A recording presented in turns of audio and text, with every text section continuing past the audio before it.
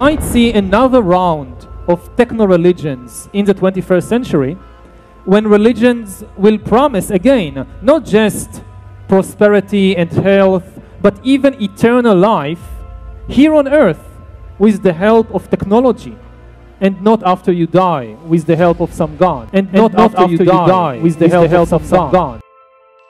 That there would be shayateen, the evil jinn, evil spirits, who would be raised with the false Messiah, with Dajjal.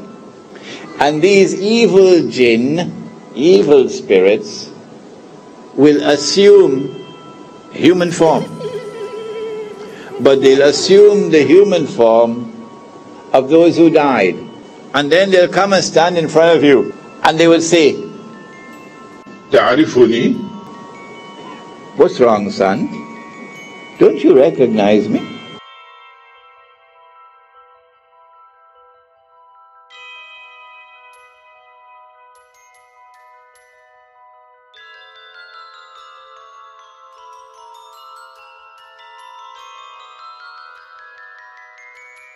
From the last year, the one thing I've tried to put a priority on since I left the White House was, getting some exercise in. I think that there's a good probability that my generation is, hopefully with the advances in science, either the first generation to live forever or the last generation that's going to die. And so we need to keep ourselves in pretty good shape. Muslims can't run away from this topic. Neither can Christians, Buddhists, nor Hindus. Transhumanism has religious undertones, that's a fact. What's the point of Hinduism when there will be no reincarnation? What's the point of Islam and Christianity when there will be no death in the future?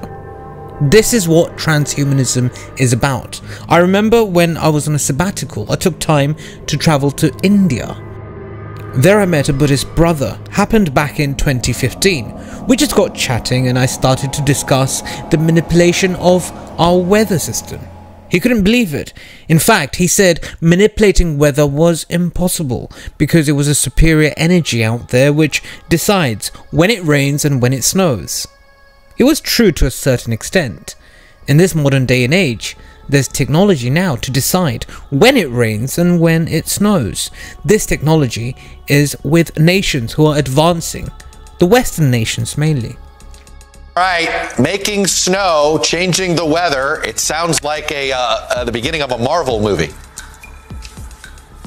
Yeah, well, and look, your viewers will remember this is kind of a continuation of the story we did on the Colorado River this summer. We're standing at Lake Mead. It was a frightening sight of how low it is. And then here, there's almost no snow around me. I'm up in the Rockies. I am at a high elevation. We are between Vail and Beaver Creek. It is unusual. And so, as you said, people are turning now to an old method, cloud seeding, to try to get it to rain and snow more. This is a water story. This is a water crisis story. This is a climate story.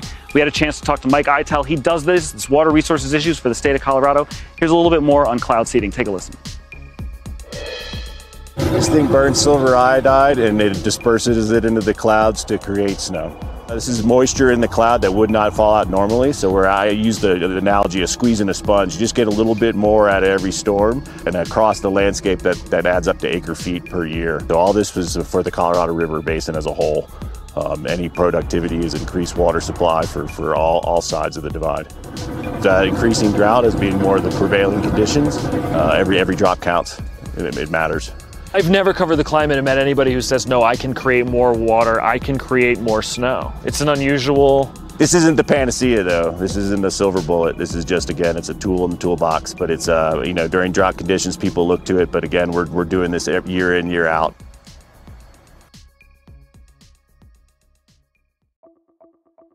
Religious people need to start talking about transhumanism. It's today's reality. It's a part of Klaus Schwab's fourth industrial revolution. The movement involves a desire to overcome death, which inevitably aligns with religious worldviews. But the question is, how do religious people tackle this phenomenon? Maybe there is a solution, and that is to focus on science, more so than garbage from one scholar to the next. Try and influence the movement through ethics and morals. But no, they won't. They're too busy pitting Sunnis and Shias against one another and vice versa. Muslims against Hindus and so on.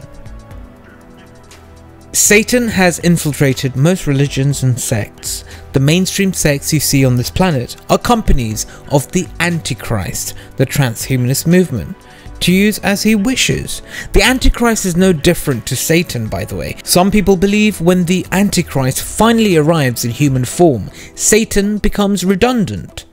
I'm not of that opinion. In fact, I don't believe the Antichrist will ever be in human form. I have my reasons for this, and we'll explore together soon. But the point I'm trying to make right now is the Antichrist spirit is Satanism, and that's what religions claim to pose, yet they don't in reality. In reality, they are a part of the agenda. Satanism is pro-science and pro-symbolism.